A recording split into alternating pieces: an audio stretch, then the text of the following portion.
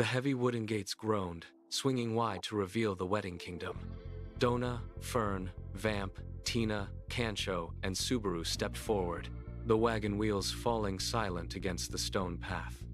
Ahead, the horizon defied logic. Massive tiers of white wedding cake rose like jagged, impossible towers, their surfaces glistening in the light. Ribbons of silk draped from every balcony, swaying in a wind that did not reach the ground. It looked like a dream of celebration, yet the air carried a weight that made the skin crawl. The group moved deeper into the plaza, their footsteps echoing too loudly against the frosting-coated floors. Every spire seemed to lean inward, watching them. Subaru stopped, her hand hovering near her side, sensing a vibration in the ground that had nothing to do with the festivities. The sugar-sweet scent of the architecture felt cloying, almost suffocating. They walked past rows of empty benches, the silence of the kingdom pressing against their ears. No birds sang, no music played. The grand celebration Meiko had promised felt less like a wedding and more like a carefully constructed trap. Something was waiting here, hidden behind the lace and the sugar. A shadow detached itself from a nearby cake tower.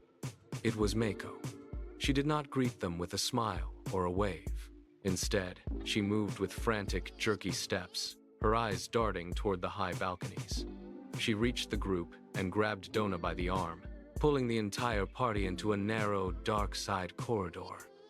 The transition was jarring. The bright, sugary light of the plaza vanished, replaced by the damp chill of stone walls. Meiko leaned in close, her breath hitching. She whispered that the festivities were a lie. She pointed toward the main hall, where the air shimmered with a faint, unnatural haze. The group inhaled, and the sweet scent of frosting was gone, replaced by the sharp, metallic tang of ozone.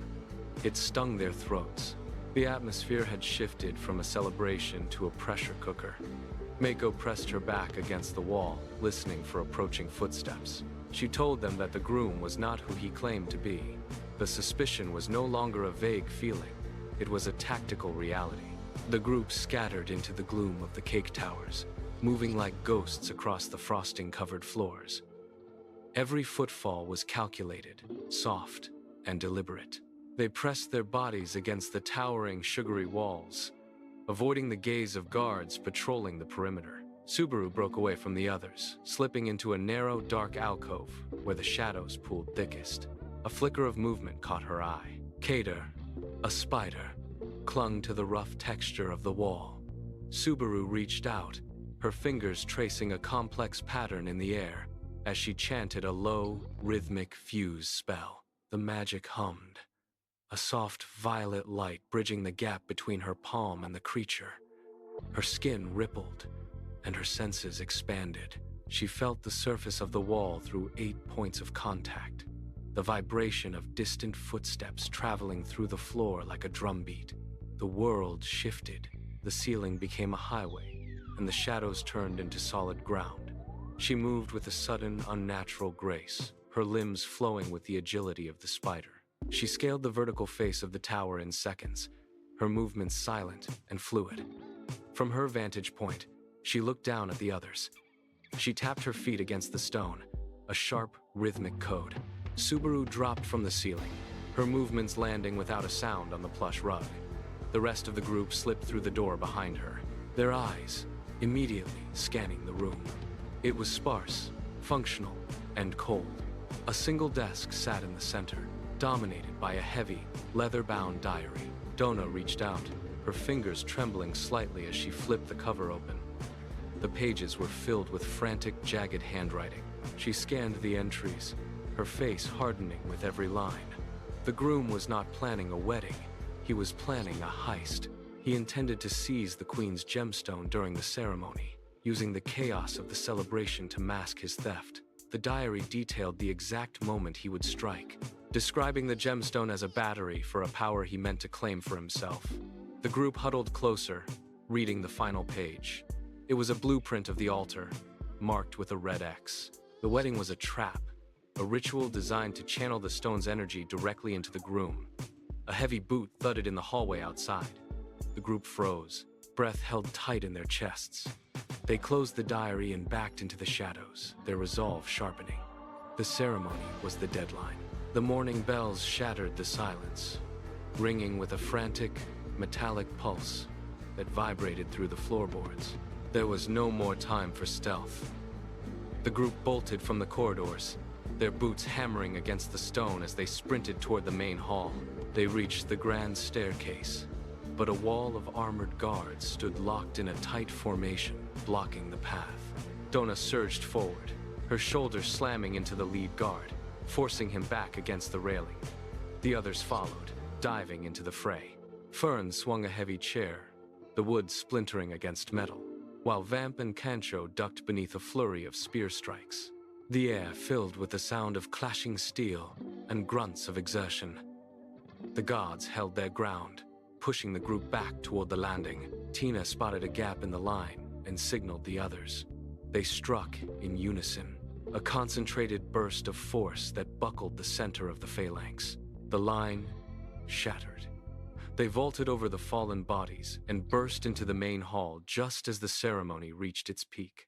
The group burst into the hall, their voices echoing against the high ceilings as they shouted the truth toward the altar.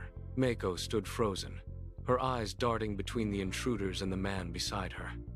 The groom did not hesitate, his face twisted into a jagged snarl, ignoring the accusations as he lunged forward. His hand reached out, fingers clawing toward the purple gemstone. The moment his skin made contact, a violent arc of electricity surged through the air, snapping like a whip. He did not pull away. He gripped the stone tighter. A sickening sound of tearing tissue filled the hall. His frame began to warp and expand, his skin hardening into thick, overlapping scales. Jagged armor plates erupted from his spine, tearing through his back. His limbs elongated, fingers sharpening into hooked talons. The groom was gone, replaced by a towering, hulking mass of raw power and hate. A roar shook the stained glass windows. The guests scrambled, and the air grew thick with ozone. The wedding hall erupted into absolute chaos as the beast turned its glowing eyes toward the crowd.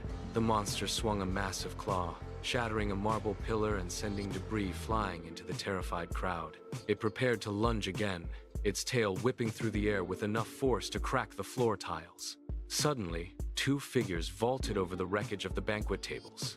Tina and Sarah landed in the center of the hall, their hands glowing with a steady, pulsing light. They did not wait for the beast to recover. They planted their feet, palms pressed outward, and unleashed a torrent of kinetic energy. The force slammed into the creature, halting its momentum mid-stride. It roared, digging its talons into the stone to resist. Tina moved to the left, Sarah to the right, weaving their magical currents into a tightening web of light. The beast was shoved backward until its spine hit the heavy stone altar. The impact shook the entire structure. The beast let out a final, ear-splitting screech, its massive claws gouging deep furrows into the altar stone. It surged forward, the magical barrier flickering under the sheer weight of its desperation. Seeing the opening, Dona and Fern lunged from the shadows, their weapons raised high. They didn't strike at the scales. They struck at the source. A concentrated blast of energy erupted from their combined effort, slamming into the creature's chest with the force of a falling mountain. The monster's momentum shattered instantly. It buckled, its knees hitting the floor with a sound like cracking granite. Tina and Sarah tightened their grip on the magical web. With a final, coordinated strike, the group drove their blades into the center of the creature's chest. The impact sent a shockwave through the hall. The scales turned to ash, the jagged armor plates crumbled, and the entire mass dissolved into a thick, swirling cloud of gray smoke.